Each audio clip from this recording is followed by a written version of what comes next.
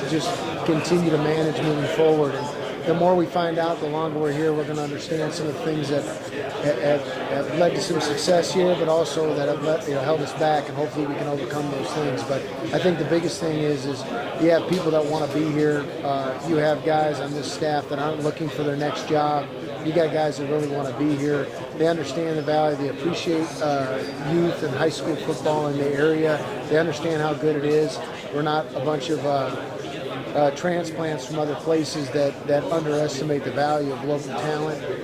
The local talent's going to get the first eval from us before we go outside. And if those guys fit what we're looking for, even if they're close to fitting what we're looking for, we're going to be all over them. We're going to make sure that they know the benefit of staying home playing for ASU. What do you think's led to the explosion of talent at the high school level? I mean, I graduated in 07, and it was nowhere near what it is today. You know, that's interesting you say that. I mean, I've been recruiting out here since 1998, and I played junior college football out here.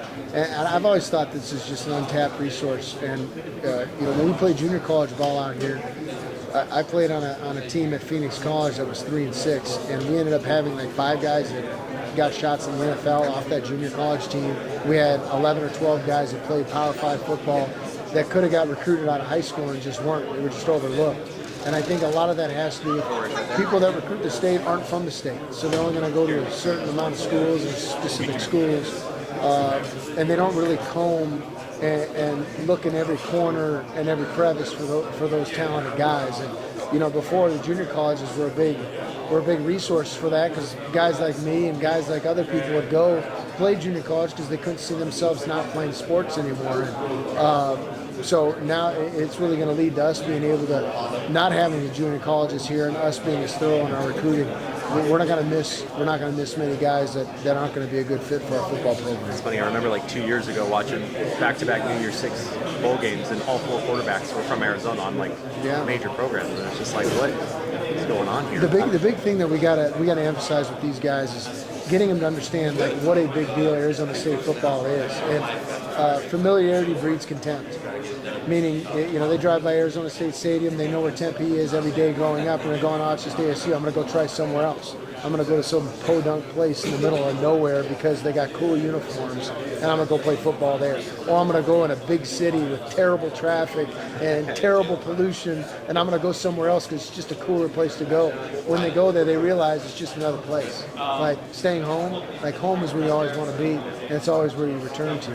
And hopefully we can get guys that come from, really good families that understand that, hey, it really is about being home and being a part of a bigger family, and that's why just doing that in recruiting is going to be key to what we're doing, and that's what makes the staff different. Is we have guys that genuinely value that. It's funny you bring up the uniforms. Between that and social media, I mean, how much has that stuff changed over the years? And kids realize once they go somewhere else, they realize, wow, I could have still stayed home, been 45 minutes away from my parents, but still been away. Could have played for the hometown team. Been able to go home, get a home cooked meal, have get my laundry done, go sleep in a familiar surroundings, go back, catch your high school team, play a game, be around friends, be around people that to going to somewhere that they don't know, because they get 1,000 more Twitter likes, or and again, I've always been taught that don't ask the opinion, you shouldn't care about what someone says that you wouldn't normally ask their opinion on. So hopefully we can get guys that understand that and that realize, hey, being home and being a part of a family is ultimately going to be more important. It's going to pay off better in the long run. All right, paint me a picture here with what does a Bryan Ward defense look like? What do you guys want to get after? Yeah, we're going to be multiple, but all the while about being simple. We emphasize fundamentals of effort, playing with great energy, playing with great footwork, and playing with great fundamentals. And those are going to be the things that you're going to see. You're going to see a very sound defense. You're not going to see guys wide open in the secondary. You're not going to see one guy blowing an assignment and it being an 80-yard touchdown. It's going to be, hey, if a guy blows an assignment, there's going to be somebody else behind him to correct it, or we're going to correct it with great energy and great effort. There seems to be, just with not only the coaching staff, but the guys you have coming back, an air of excitement and energy within this program, at least from an outsider's perspective? I mean, what's it like kind of in the building for you guys over the course of this transition? Yeah, I mean, we're really, a lot of us are at the place that we've always kind of envisioned ourselves at least coming back to, or at some point being at, in either maybe growing up or as an adult, as a football coach now. So you just got a lot of guys that are going to, give an extra amount of effort to make this thing work and to make this thing successful. And being a part of the community and knowing so many people here that are so hungry, for a winner here, it's just exciting to be a part of that. Awesome, man. Appreciate it. Yeah, thank you. About Jordan Clark, I assume. No, I haven't. Tell me about what you see from Jordan. Yeah, so Jordan, leader. Yeah, even Jordan and Chris, who are both here right now. I mean, both of those guys are incredible to us from a resource standpoint as being a new coaching staff. I mean, these are guys that have proved it on the field to their teammates. These are guys that their teammates respect. So as we establish our culture, we view those guys as guys that can be the light bearers to the rest of the team, guys that understand what we want to achieve, and then guys that can set the example and hold the rest of the team accountable. So they're tremendously valuable for us, especially in coming into transition. Jordan talked a little bit earlier, and Chris, they were both saying how nickel corner is becoming the toughest position on defense. How do you see that position coming? I mean, how do you see yourself working through that position in spring ball, and kind of what are your thoughts on that? Yeah, I mean, it's a really, you're asked to do a lot. You're asked to be in the run fits. You're asked to man up their best slot receiver. You're asked to make a lot of calls out there. So really just having a guy that has a high football IQ, a guy that's a really, that showcases leadership qualities, a guy that's a vocal leader. I mean, that's the embodiment of who Jordan Clark is. So just having that guy with a wealth of experience and something that we're really establishing in a new defense and a new culture and a new scheme, I feel like it's invaluable for us to inherit a guy like Jordan Clark, a guy that's played so much on the field to where not only do we respect him because we view the eye in the sky and watched the film when we got here, but the players respect him, they look up to him, they listen to him. So he's a guy that can kind of champion the rest of the roster and get them to fall in line. Kind of back to Rowe for a second. I remember talking to him at this event last year. I was asking him about his JUCO product tattoo, and it kind of showed up with a little chip on his shoulder. How do you see that at all? I mean, obviously you didn't get to see. Yeah, I mean, to be a corner, I mean, you got to be really, really confident. Mm-hmm. I mean, they ask you to do a lot. You're usually the last line of defense. You're either the hero or the villain. So you got to play with a type of confidence. You can't be like, a quiet, passive, cornerback. And if you are, I'm gonna try to get that dog up out of you. So just to have a guy like Rowe, who's come from some adversity in his life and has started his career at another university and got an opportunity to do a fresh start here. I really feel like he likes, not only Arizona State and the community outside of Arizona State, but he likes playing in the Pac-12, and he knows that pill is going to be thrown around the yard. So just to have a guy like that has that chip on his shoulder, he's somebody that heightens the room. Every time we break as a group, Rowe's the one that breaks. And, I kind of didn't assign anybody to break the huddle. I'm, literally just trying to read the room and see who gravitates towards who when I'm assessing the roster when we got here doing winter conditioning drills and stuff like that. So just to see the pool that he has with our players is something that's impressive. He wants to be a leader. He's on our leadership council, and I feel like he deserves it. So I'm glad to have a guy like that, in our room, especially going through spring ball, that can kind of hold the other guys to the standard, because everybody's trying to chase, and achieve some of the accolades that Rowe's been able to be privileged enough to obtain. What about on the other side with Ed Woods? Because he got a lot of opportunities last year and kind of quietly had a successful season. Yeah. Xavier as well, right? Or Isaiah Johnson. Isaiah. So Ed Woods is an exceptional athlete. I mean, he changes direction effortlessly. He's very twitchy and explosive, and he really can run.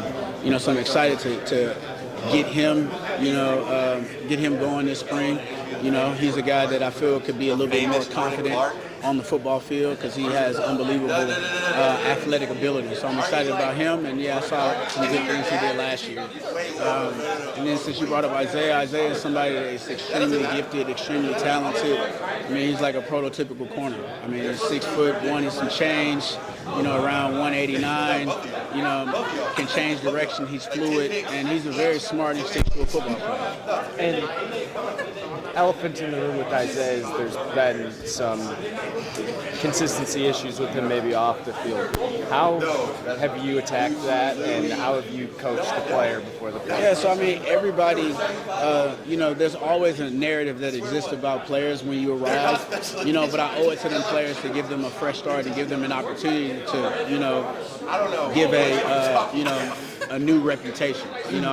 I kind of take all that stuff with a grain of salt, and so really everybody started with a clean slate for me this year. So really, I needed to create that clean slate to build the relationships with those players. I didn't want any hurdles in the way from me building and establishing a relationship. But a lot of the guys have bought in, and there haven't been any huge infractions since we've arrived. Cool. You talked a little bit about building a culture. What is the culture you want to build for your DBs and the team in general under like a new regime, trying to creep up in the Pac-12 and make a statement? What is that culture you guys? Yeah, the culture is really just playing for each other.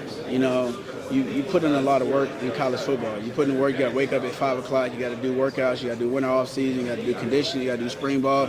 You put in so much work, to the end result of the season. You want confetti to be falling. You want to be putting 3X T-shirts over our shoulder pads. You want that. You don't want to go to the Pep Boys Auto Bowl. You put in so much work. So really just trying to establish a culture of guys that want to be successful and want to pay the price. I tell my DBs, where are you trying to go? Where are your achievements? Where do you want to accomplish? And put it in the GPS and let's go there. So let's not make any detours off the road or anything, because we have our destination set.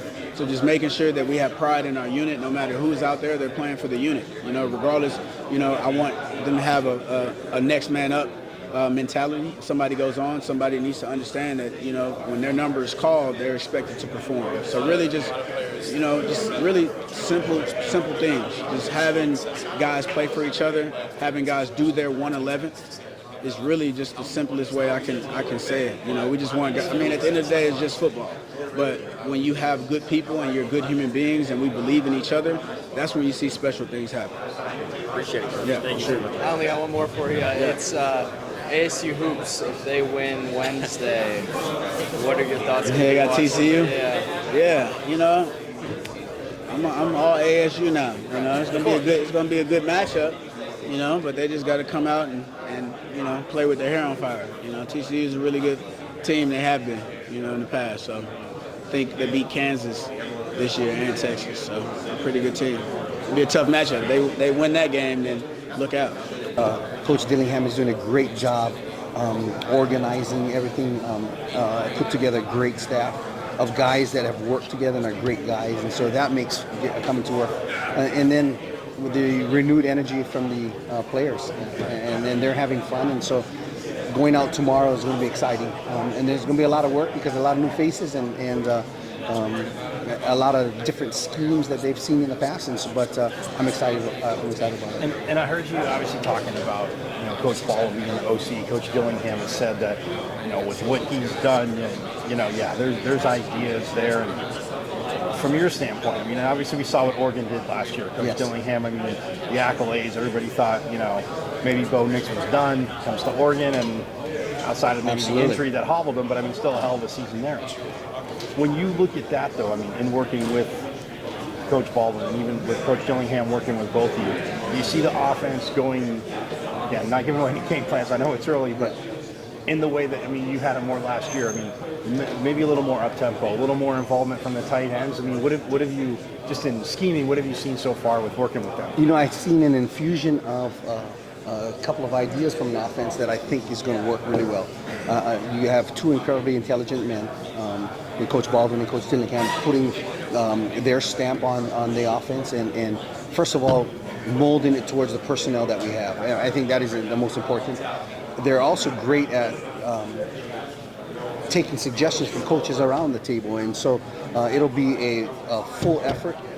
Coach Dillingham is an offensive guy and love to hear his thoughts, and learned a lot since just sitting in those meetings and learning a lot from Coach Bo. And so I think it's going to be a fluid situation on how the offense is going to run compared to what type of personnel we have, but I'm excited because Coach Dillingham has been incredible in his offense. Coach Bo has as well, and we'll see how these two merge together. But I think it's going to be incredible for us at Arizona State.